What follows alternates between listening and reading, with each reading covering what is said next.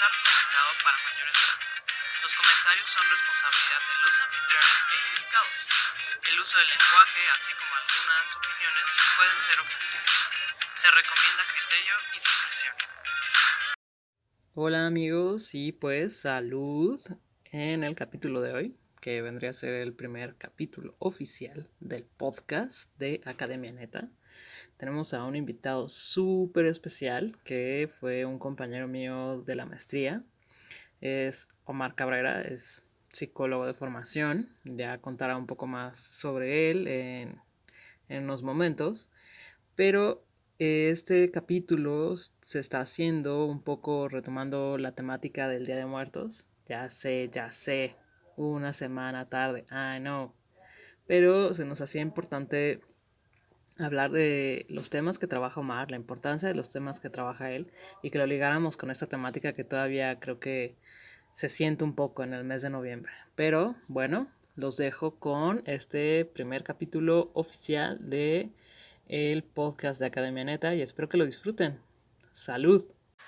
Pues muchísimas gracias, querida, por invitarme. Tú sabes que es un gusto para mí. También eres una de mis grandes amigas. Creo que mucha de la magia del posgrado pues era el poder como compartir, ¿no? O sea, ahora sí que hay unas cosas que no se deben de hacer, pero pues si nos escuchan pues ya ni modo, las hacemos y ya que muchas veces pasaba algo en clase, ¿no? Y nos mandábamos así mensajes, memes así por debajo, ¿no? Mientras estábamos en el celular, y eso le daba como mucho feeling. También pues la gran habilidad de hacer como catarsis con la gente a la que aprecias, ¿no? Te agradezco mucho el aprecio a mi trabajo. La verdad sí estoy muy contento. Sí estoy muy contento con el trabajo que pude hacer. Pero pues de todos modos, al final de cuentas, mucho de eso fue gracias a ti, y a otros de nuestros amigos que pues, nos acompañaron, porque más de una vez tuve ganas de mandarlo todo bien lejos. Yo creo que es normal, parte de ser estudiante de posgrado, ¿no? Pero pues bueno, aquí andamos y es un placer para mí. Gracias por la invitación. Gracias a ti por... Bueno, pues muchas gracias por acompañarnos esta tarde. Y pues bueno, pues vamos pues por favor, si puedes, Omar, platicarnos un poquito de ti, pues qué es lo que estudiaste, ¿no? O sea, cuál es tu formación y en qué consisten tus actuales proyectos, ¿no? Para ir introduciendo pues a nuestro público a qué es lo que haces y a conocerte un poquito mejor. Pues mira, mi estimado, pues yo soy psicólogo, así, de formación, ¿no? Ahora sí que de formación, no es cierto. O sí, tal vez nunca lo sabemos del todo, ¿no? Yo soy psicólogo, estudié psicología en la UAM Xochimilco, pero eso no es cualquier cosa, ¿no? Porque es una escuela abocada 100% a formar psicólogos sociales. Entonces tienes una lectura de lo social que es muy diferente a la de muchos psicólogos cotidianos, ¿no? O sea, la diferencia de un psicólogo clínico, de un psicólogo educativo, que tal vez podría como tirar empujar la cuestión humana solamente como al interior. El psicólogo social siempre intenta leer como la perspectiva completa. Entonces, siempre te pones a pensar en la cultura, en los factores estructurales, en qué está determinando el momento de vida de un sujeto. Con esa primera base de arranque en esas cosas de la vida, yo empecé haciendo investigación de mercados y estaba chido, era divertido. O sea, llevaba, por ejemplo, la cuenta de Heineken, ¿no? Era o sea, algo bastante padre. Llevaba cuentas, ya pasaron 5 años, ya puedo hablar de eso. Llevaba cuentas de Zico, por ejemplo, Kellogg's, etcétera. Pero pues tal cual un día en la vida, pues en las cosas de la vida que tienen que pasarte, pues falleció mi papá. Entonces, pues fue duro, la verdad. Y me acuerdo que tuvo un mes en coma. Y fue uno de los meses más largos de mi vida.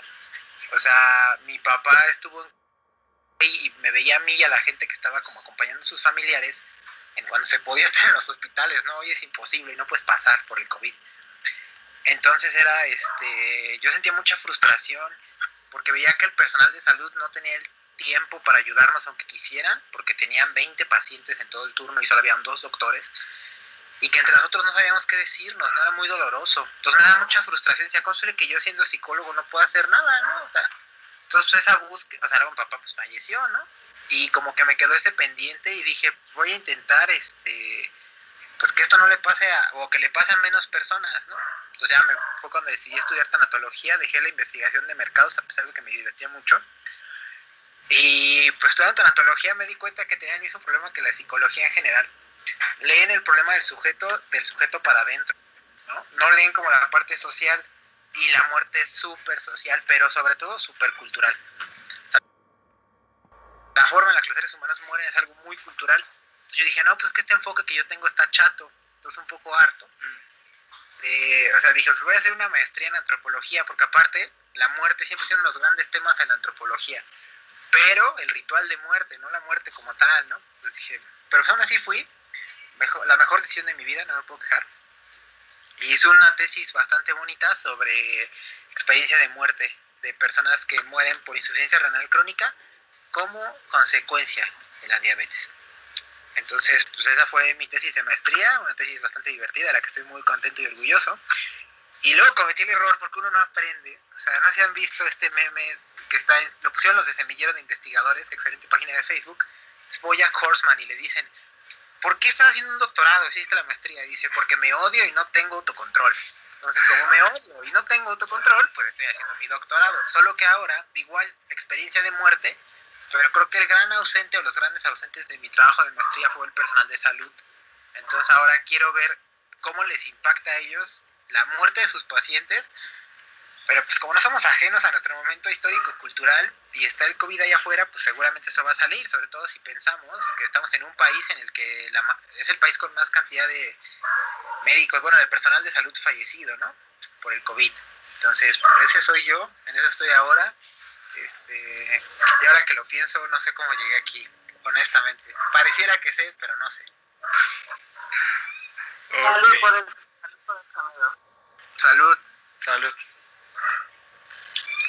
Pues dirías que estudiar esto que tú estás estudiando es diferente en otros países. Aquí.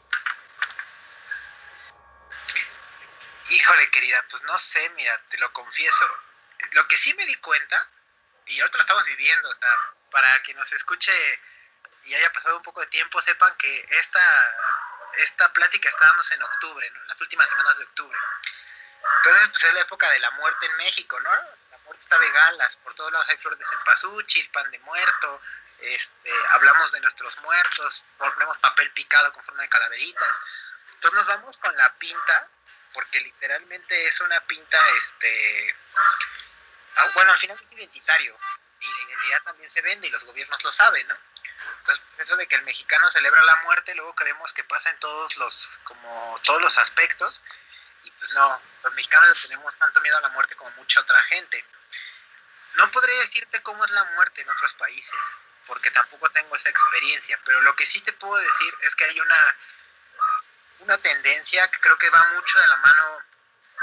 Tú sabes mejor que nadie, Katia querida, que pues yo chairo no soy, pero pues aquí sí aplica, ¿no? La neta, hay una tendencia como súper capitalista del vive la hora y pásatela a toda madre y olvídate de que un día te vas a morir, ¿no? Y de que un día vas a envejecer. Chequen la publicidad, cuánta gente grande sale, o sea, gente así viejita, que no sean medicamentos y que no sean reuniones familiares. ¿Cuándo ves así a un hombre así, una mujer de 60, 70 años manejando un carro de último modelo? Jamás. O usando la última prenda de moda, jamás tampoco, ¿no? Entonces, lo que he logrado averiguar, pues es que es un fenómeno como global. Tenemos como juvenofilia actualmente, me atrevo a decir. Sí, yo de hecho debo confesar que un poco pensando en que la fecha puede estar listo el podcast, será justamente pocos días después del primero y el dos para matemática y yo de confesar que pero bueno. Pues mira, querida, ahorita que tenemos el primero y el 2 allá afuera, o sea, creo que todavía es un ambiente que sobrevive en noviembre. O sea, todavía en noviembre la gente se da como esta chance. Pero el problema es que en esas cosas como súper paradójicas de la vida, Día de Muertos está pegado con la Navidad. Entonces, de repente, tienes una fecha como muy... Porque, ojo, también Día de Muertos, por mucho que la gente vaya, que este año no se va a poder, pero vaya a los panteones y coma así en las tumbas y las adorne y cotorreen y lleven mariachi, no deja de ser todavía una fecha muy conmemorativa para nosotros, ¿no? A diferencia tal vez del fenómeno de Estados Unidos, que, o sea, aquí también pasa, pero no es como el máximo evento, que el Halloween y la fiesta y acabar hasta el soberano dedo, o sea, digo, sí, reitero, sí pasa, pero no es el principal objetivo. Aquí todavía sigue siendo una fecha muy conmemorativa, a la que uno se acerca muy respetuosamente, pero inmediatamente tienes que cambiar el chip y ponerte bien festivo, porque ya se va a acabar el año. Entonces, ¿tú crees que es como agradable para la gente decir en la su fecha familiar, así en la Navidad, que extraña al tío fulanito que acaba de morir hace 3 meses? Si la familia es comprensiva, puede que esto sea fácil, pero si no, no van a querer escuchar hablar de eso. O sea, lamentable. Yo he tenido pacientes, porque aparte soy terapeuta, que les cuestan mucho estas fechas. Es muy difícil para ellos estar ahí porque la familia no tiene esta apertura. Se va a noviembre y con él se va el permiso social que pareciera que los mexicanos tenemos a hablar de nuestros muertos. Si tú en octubre me cuentas de un duelo tuyo, o en noviembre, súper entendible, pero trata de hablar de eso en marzo y la cañón. Y, por ejemplo, hablando, o sea, ahorita que mencionas esto, es complicado trabajar con la gente, digo, por ejemplo, creo que los que hemos tomado terapia sabemos pues lo complicado que es, ¿sabes?, para uno abrirse. Y en este caso, por ejemplo, para uno como terapeuta o como estudioso, analista de este tipo de cosas, es complicado. Pero en nos gustaría saber, por ejemplo, cuáles son las complicaciones que tú encuentras al estudiar esto del proceso de duelo, esta parte pues de la muerte, y en concreto pues ahorita pues cuáles son las complicaciones que tú tienes al estudiarlo, pues todos encerrados, como lo mencionabas, con esta pandemia y todo esto. Híjole, pues es como una temporada muy desafiante porque, bueno, para empezar, siempre el terapeuta es un profesionista que tiene que estar en formación constante, pero aparte tiene que estar en supervisión. No puedes dar terapia así como si nada. Incluso lo ideal es que son 3 pasos: formación constante, autoproceso y supervisión en grupos. O sea, que con otros terapeutas platiques tus casos, ¿no? Porque al final de cuentas esto te va a ayudar a que no se te trepe, como decimos en el argot. O sea, que un caso no te afecte de más, que puedas ser resiliente. Sin embargo, pues es muy complicado hasta la fecha. O sea, estamos en una época en la que la supervisión de casos pues era entrar así 10 terapeutas en un cuarto, ¿no? Y todos compartirlo. No digo que no se pueda vía Skype, pero pues también es bastante complicado porque estamos en la época del quédate en casa, ¿no?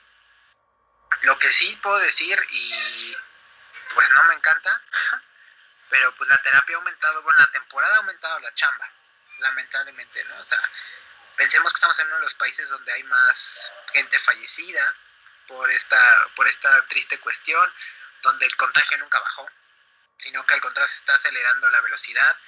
Entonces hay mucha gente que le está pegando la crisis, está empezando a perder su trabajo, no puede salir a ver a su familia, o sea, la pérdida se está como instalando. Entonces estamos en un ambiente como muy difícil. O sea, y obviamente el terapeuta que también tiene que cuidar su salud emocional, porque imagínate, si no, es bastante complicado. Entonces, pues se hace lo que se puede. O sea, uno trata de estar lo más ecuánime posible para poder dar el mejor servicio en este caso. Y, por ejemplo, y, o sea, por ejemplo, y en este caso, por ejemplo, pues ¿cómo se le concientiza a la gente respecto de este tema, o sea, de estas cosas? Digo, porque como bien sabemos es un tema que pues la gente niega, ¿no? O sea, en general creo que las culturas es uno de los temas tabú, ¿no? El tema de la muerte es algo que no se toca, como mencionas, por ejemplo, no es algo que en la fiesta de Navidad es así como de, no, mejor nadie hable de eso, ¿no? Mejor todos vamos a comernos el pavo y a darnos los regalos y no hablar de eso. O sea, ¿cómo se concientiza a la gente? ¿Cómo se le podría, pues sí, o sea, hacer que la gente se dé cuenta de la importancia de esto? Pues no es sencillo, eso es una realidad. Muchas veces tenemos en México, la educación falla mucho, pero cuando yo digo educación, no me estoy refiriendo a ir a la escuela y sacar 10 en mate, ¿no? Eso también falla mucho, pero no es a lo que me refiero. A lo que me refiero es que la gente no tiene educación emocional, o sea, no sabe expresar cómo se siente, no tiene educación financiera, todos están endeudadísimos, no ahorran, por eso cuando quedamos sin trabajo nos va tan mal. En general la educación es un área muy golpeada en este país, ¿no? Entonces, justamente esta primera parte que decía de no tener educación emocional, pues estar sensibilizados hacia la muerte implica estar sensibilizados hacia sensaciones que no son placenteras. Poder llorar libremente, poder decir estoy enojado, hoy no me siento bien, no quiero ver a nadie. Eso espanta mucho. O sea, el grupo familiar es bastante traumático, bastante choqueante. Que alguien traiga el duelo a cuestas, ¿no? A flor de piel. Entonces es muy complicado al final de cuentas, porque pues pensemos que la gente, o sea, o sea, por ejemplo, si vas a hablar de la muerte, hay gente que tiene una alta probabilidad de llorar. Y a la gente no le gusta ver que alguien llore. Desespera mucho, entonces empieza esta frase castigadora del no llores. O incluso hay gente que se aplica la del no llores, no lo dejas descansar, cosa que por cierto es falsa. O sea, yo le he preguntado a teólogos así consagradísimos, no hay ningún lugar en la Biblia, en ningún lado que diga que eso es real, ¿no? ¿Quién sabe de dónde viene? Bueno, eso hay algo que hay que investigar, ¿no? Por ejemplo. No, es como un argumento tipo legalista, ¿no? Ay, estoy triste, me siento deprimido, échale ganas, ¿no? Sí, no, o sea, pues es que al final de cuentas o sea, el échale ganas a qué, ¿no? O sea, ¿a qué le tengo que echar ganas? Me siento fatal. O sea, ¿qué debemos entender por échale ganas? Además la frase suena como, pues, ¿no? Ajá, porque suena como, pues no te vas a comprar un frasquito de 250 mililitros en la farmacia de échale ganas, pues literal, échale ganas, ¿no? O sea, suena como muy abstracto, ¿no? Yo creo que si lo ponemos en el contexto de una discusión filosófica, va a ser como el échale ganas, como, wow, ¿qué es échale ganas? O sea, sería como toda una discusión cabrona, ¿no? Pero bueno. Sí, porque aparte pasa como este meme de los Simpson, ¿no? Oh Dios, ¿por qué no me lo había pensado antes, no? Algo así, justamente.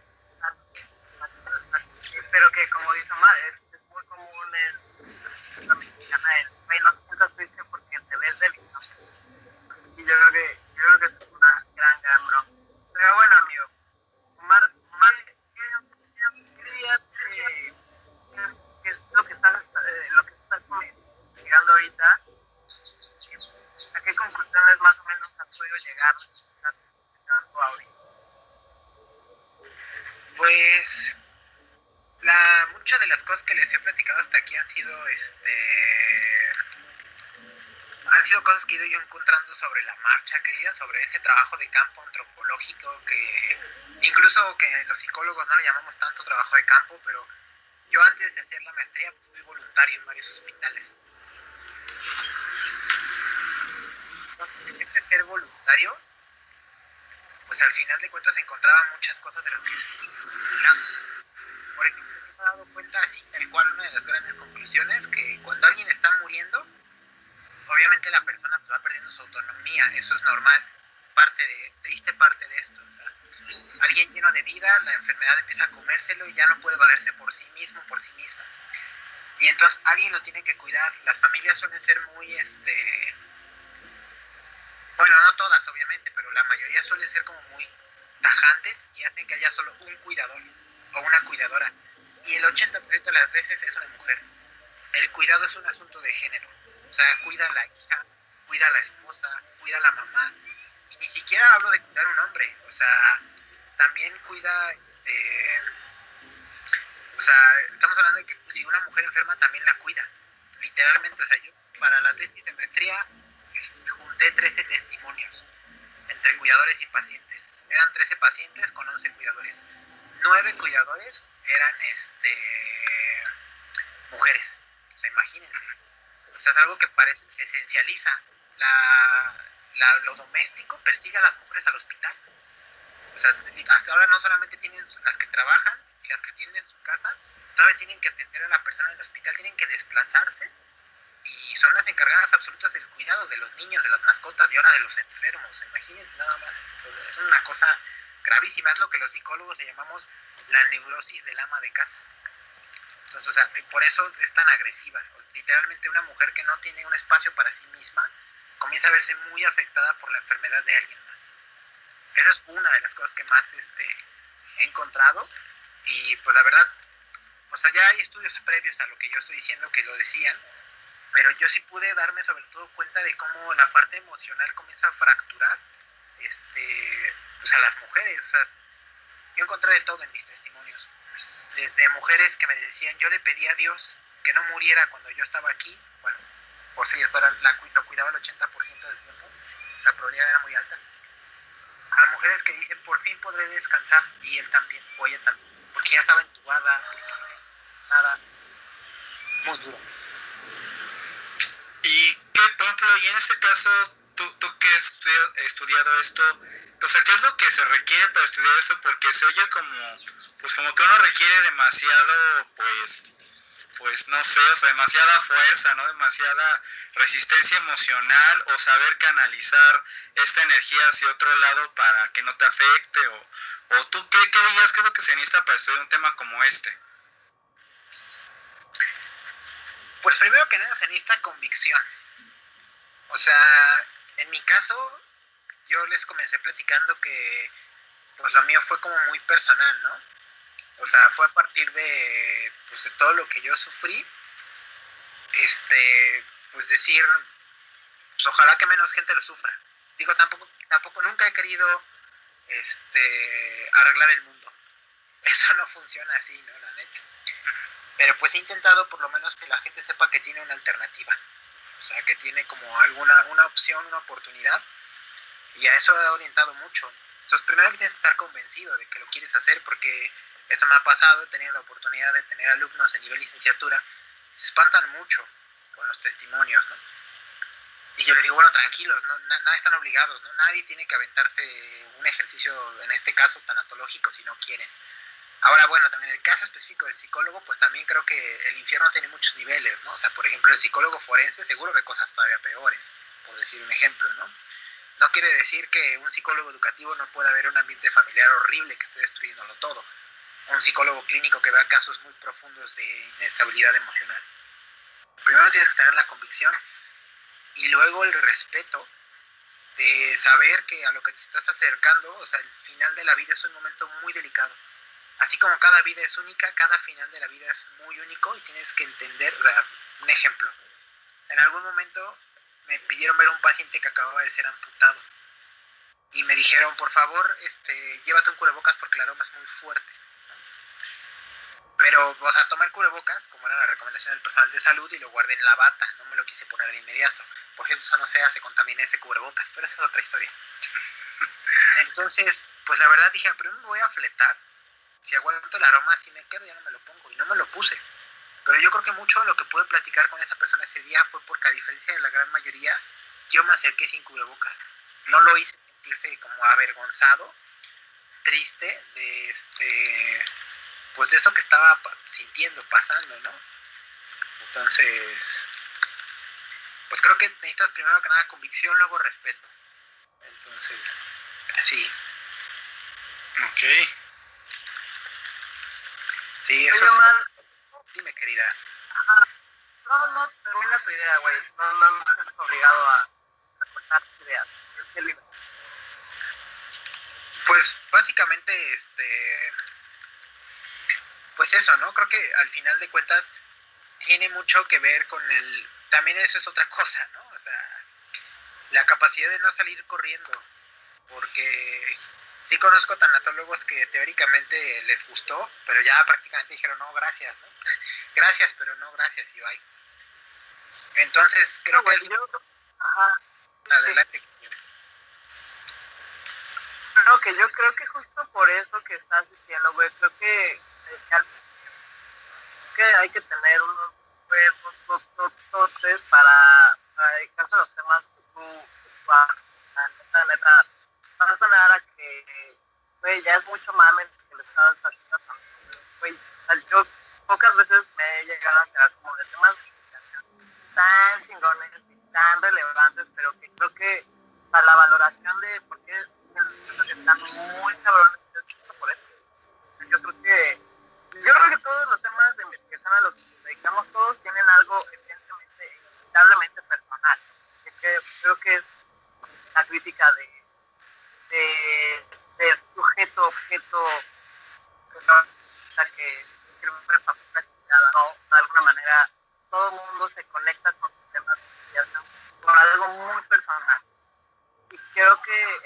temas como el tuyo, lo personal es muy cabrón. O sea, no es como un playito que lo conecta, no. O sea, temas como el tuyo son así, güey, como aventarte como gorda en tobogán, no sé, o sea, no se me ocurre ahorita cómo es demasiado fuerte.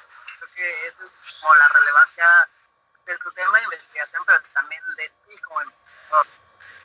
Pero bueno, ya para terminar como esta primera parte, queridísimo amigo, ¿por qué crees que sería importante que la gente en general supiera de estos temas? Híjole, querida, pues ojalá, ¿qué más quisiera yo que toda la gente tuviera la apertura de poderse acercar a la idea de su propia muerte y de la muerte de sus seres queridos? Yo sé que no es fácil, o sea, por ejemplo, en el budismo hay un ejercicio y es el primer nivel apenas. Tienes que imaginar tu muerte, tu momento de muerte, tuyo, así, tú qué va a pasar contigo cuando mueras. El siguiente nivel es imaginar el impacto de tu nivel de muerte a tus familiares. ¿Qué va a ser de ellos cuando mueran? Ya la gente que está muy, muy clavada y tiene niveles de meditación muy altos y por ende estos niveles de conciencia como más consolidados, es imaginar a tus seres queridos muertos. Hay quienes dicen, yo no concuerdo, que empiezas leve, ¿no? Imaginando a tu mascota, te mueres. O sea, yo conozco gente que no puede imaginar a su mascota muriendo, o sea, ¿no? ¿De qué habla, no? Entonces, sí, no, Ya me dio un ataque de ansiedad, güey. Sí, no, tranqui, querida, tranqui, ¿no? O sea, pero al final tienes que acabar en niveles muy altos, o sea, imaginando a tus padres, a tus hermanos, a tus hijos muriendo, o sea, es como el nivel más alto de esta concientización budista. Y bueno, yo no sé si todos los budistas lo hagan, ¿no? Ojalá, habría que ver, o sea, sí creo que me falta barrio académico y ver qué se ha investigado de ese lado, ¿no? La percepción de la muerte de la gente, no del que aprende el budismo en Occidente, no, de la gente que nace bajo el budismo y cómo se relaciona con esto, es otro mundo completamente. Pero aquí en Occidente, o sea, no, estamos jodidísimos, o sea, la neta, la muerte te toma por asalto de repente. Y la gente no sabe manejar sus duelos. Cuando ya alguien te dice, vas al médico y el médico te dice, señor, usted es diabético. Entonces, ahí hay un duelo. Pérdida de la salud y obviamente el miedo a la muerte, pero poca gente tiene las herramientas emocionales, porque eso es una herramienta emocional, para decir, pues cámara, soy diabético, me voy a cuidar, ¿no? Nadie tiene la habilidad de divisarse muriendo, amputado, ciego y con insuficiencia renal, ¿no? Un pensamiento muy doloroso, pero como no puedes verte ahí, no te cuidas. Te dejas, o sea, te empiezan a destruir completamente el dolor. Y en algún momento llegas a ese punto porque tú nunca te cuidaste, ¿no? Y la gente, también creo que no podemos responsabilizar, no podemos responsabilizar a la gente que muere. Eso sería muy irresponsable. Mucha gente cree que la gente llega a esos estados porque quiere, y no. Muchas veces la gente no sabe. Y va de nuevo, ¿no? Si no tenemos una educación emocional que nos cuide de estas cosas, pues ¿qué vamos a hacer? Justo ahorita que mencionas lo de la diabetes, por ejemplo, pasa mucho, mis papás son médicos y pasa mucho que hay mucha gente que dice, es que sí tomo medicamento, pero no soy diabético, ¿no? O dicen, soy prediabético. Y dicen mis papás, pues es que no existe algo como eso, ¿no? Y hablando justamente, o sea, no solo de los diabéticos, sino de la salud, yo conozco un par de personas que son de esas que dicen, es que prefiero no ir al médico para que no me diga que estoy mal, para no sentirme mal, que yo siento que va justo de la mano con lo que estás comentando. No sé por qué tenemos esta concepción de que el médico nos pueda regañar, ¿no? Yo entiendo que a nadie le gusta ser regañado, pero pues también no es que el médico te regañe, pues es que se da cuenta que no estás haciendo caso a la prescripción y que su trabajo no está siendo valorado, ¿no? También no es fácil, o sea, alguna vez yo conocí un médico patólogo que cuando yo le preguntaba, ¿y por qué te especializaste en patología, no? O sea, era al final de cuentas era un médico laboratorista, muy alejado de las grandes luces de la medicina, de que, ya saben, ¿no? O sea, vean nada más una serie al azar, Grey's Anatomy, ¿no?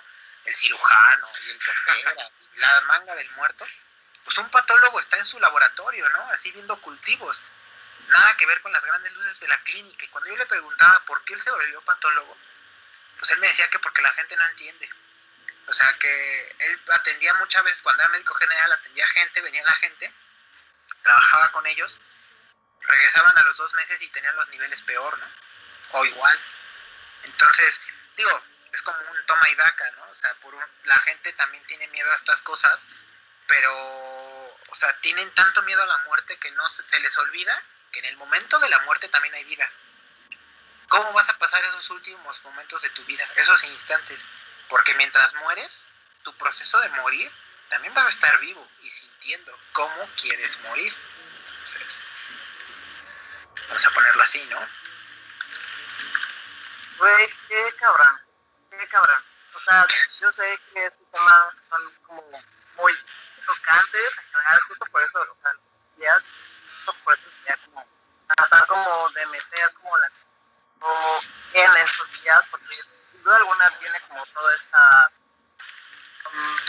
como mood de ponerse como muy reflexivo y introspectivo, que yo también se lo achaco que viene como la parte final del año. Todo el mundo entra como en el no, pues, la chingada y a la verga, eso lo tendrías que hacer diario, porque el diario es como el darse cuenta también que tienes que tener de, güey, no puedes estar como viviendo en un mundo que todavía no ha pasado y un pasado que ya pasó.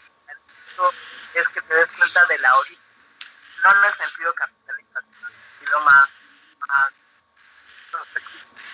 Pero justo por eso creo que es la importancia de entrarle al sistema y no nada más de entrarle a nosotros como mundos académicos, sino también en darle la divulgación de esos temas para el público en general.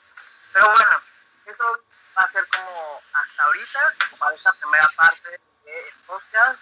Nosotros vamos a platicar ahorita como de la otra parte, que es como la parte más carnuda del chisme, de la academia. Luego eso va a ser como el final de esta edición, que tiene que ver más como con la divulgación de nuestros trabajos cual. Mi queridísimo y estimado amigo Omar, te agradezco mucho que hayas tenido la oportunidad de platicar con nosotros. Creo que dentro de lo que cabe, y aunque es un tema un poco relacionado, te hayas pasado cool, porque yo siempre me la paso muy cool hablando contigo de este tema. Y bueno, ¿qué más hubiera yo querido que tragos fueran en vivo y en directo? Pero bueno, este tema obligado a ser, pero ya se dará en vivo y en directo. Héctor, no sé si quieres agregar algo más. Pues no, nada, pues igual muchísimas gracias por estar aquí, Omar, pues por platicarnos esto, que aparte pues a todos nos pega todo el tiempo y pues que es difícil, es algo que es complicado esta cuestión, ¿no? De la muerte y digo en general del dejar ir, creo que somos una sociedad sumamente aprensiva.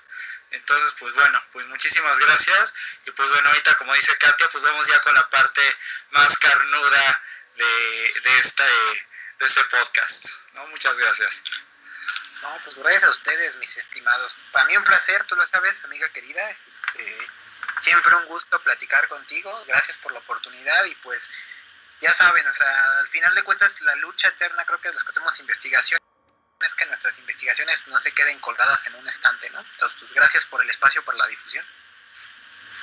Siempre, forever, contra eso. Y bueno, pues muchas gracias y salud. Y salud. Salud. Gracias. No.